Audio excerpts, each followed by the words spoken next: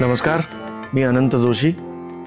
नाट्यप्रहर आमचे प्रकाश भायदे काका आहेत, जे शास्त्रीय संगीताचे व्यासंगी आहेत आणि अभ्यासक आहेत.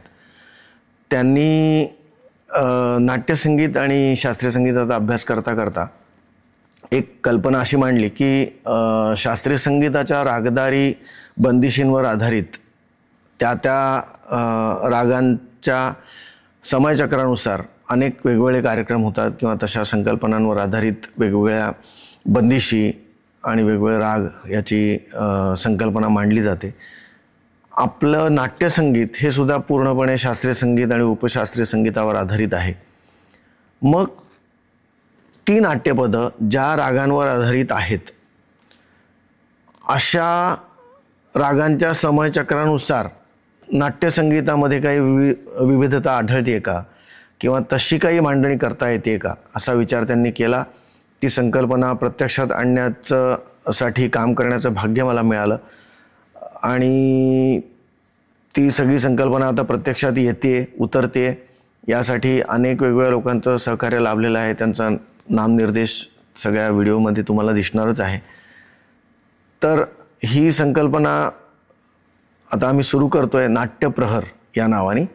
तुम्हाला ठराविक अंतराने सकाळपासून रात्रीपर्यंतच्या आपल्या समयचक्रानुसार जे जे राग ठरवलेले आहेत त्या रागांवर आधारित नाट्यपदं त्या रागांमधली अशी तुम्हाला ऐकायला मिळणार आहेत आणि ती सगळी व्हिडिओ रूपातून अमोल चौधरींनी आपल्यासमोर आणलेली आहेत.